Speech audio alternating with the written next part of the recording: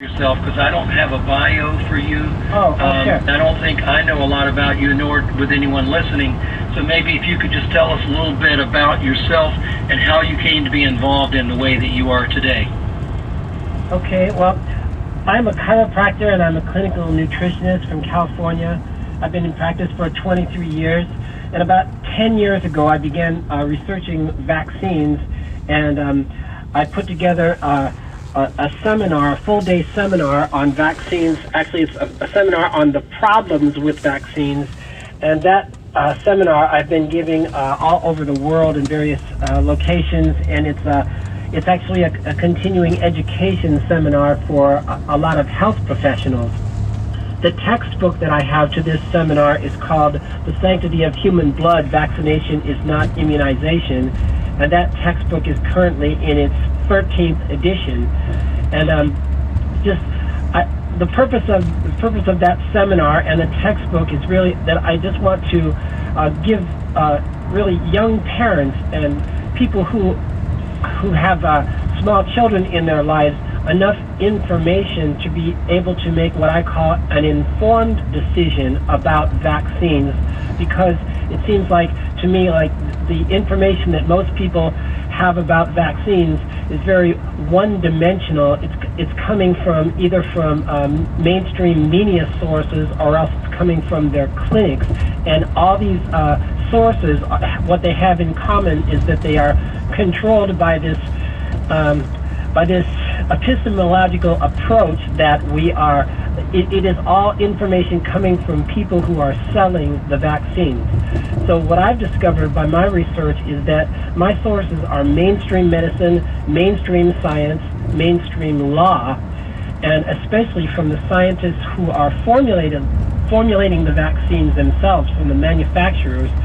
That's my primary sources of information about what are these vaccines really made of, and what effects, physical effects, can they really have on the formative immune systems of our young children.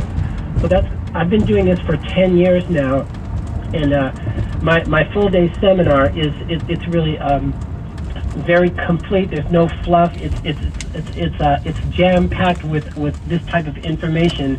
The difference between my work and a lot of sort of anti-vaccine sort of websites that you see that's out there is that everything I say is completely referenced. None of this is an impassioned essay or anything like that. This short textbook that I have of 200 pages has over 300 references in it, and they are all mainstream scientific and mainstream medical references. So that's the source of my information.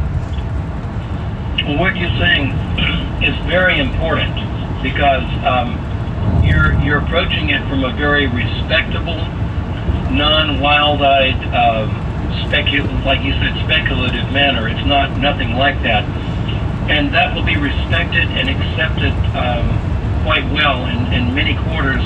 Whereas this other approach sometimes just turns people off totally. And I know we're talking about a vast sum of money that's involved with the drug companies, the medical cartel, the whole apparatus that's going on there, and there's a lot to it. And I can also appreciate the fact that you have a lot of information of which we can only skim the surface of today, but at least people can get an idea of what's available to them. I wanted to ask you, when was the original swine flu vaccine program, and what happened then? Okay, well, as many adults can remember, back in 1976, there was an incident. There was a whole series of events.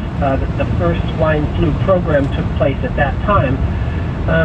Actually, I'm going to summarize this, but people can get a more complete story about what I'm talking about here by going on my website, which is thedoctorwithin.com, and going into the chapter section and reading and following along with the chapter called Goodbye Swine Flu. So back in 1976, what happened was there at a training exercise at Fort Dix, a soldier who had just come from a 13-mile run, the story goes, collapsed and died. And on autopsy, supposedly, they found this unusual virus in him, and somebody said that it was a pig virus. That was never corroborated. And at that time, the National Institutes of Health were poised to launch. They were prepared to launch some global pandemic vaccine program based on anything.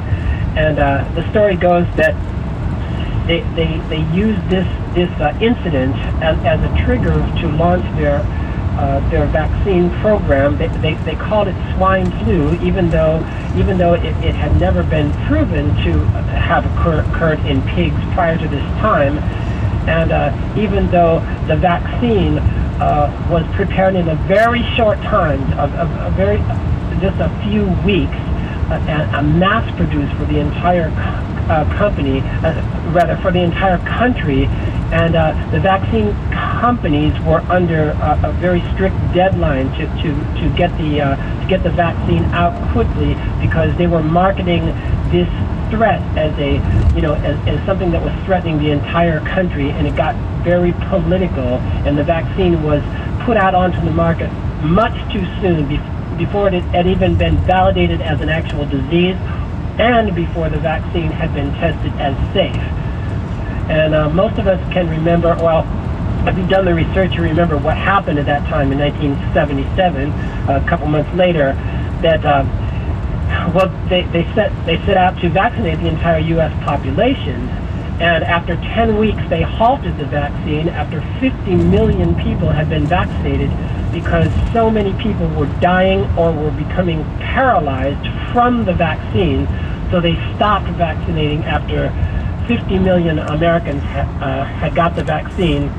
Congress eventually ended up paying out $400 million in damages, and it was, up to that date, the worst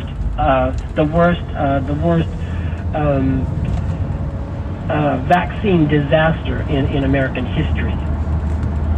Wow. Well, I'm wondering, was the swine flu ever demonstrated to be an actual distinct disease?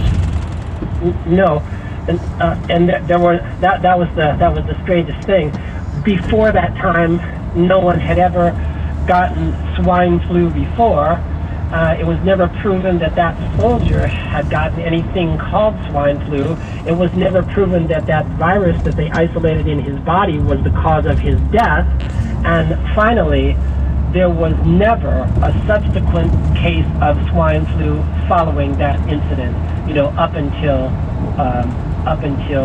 April of 2009. Very interesting. Well, why was it called swine flu?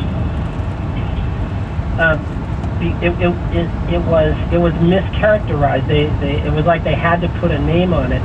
That's a technique that is a technique that we're going to see all through.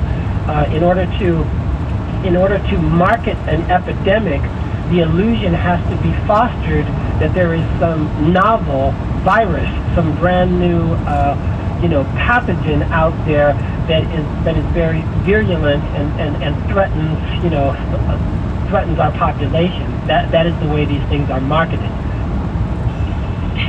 Well, it sounds like there's a bunch of fear marketing going on to make people be so in fear that they take whatever action is recommended, which is basically lining the pockets of the drug cartel. So, very interesting. Why did the NIH jump on the vaccine bandwagon so darn fast? It's because, like I said, you mean back in 1976? Yes. Yeah, because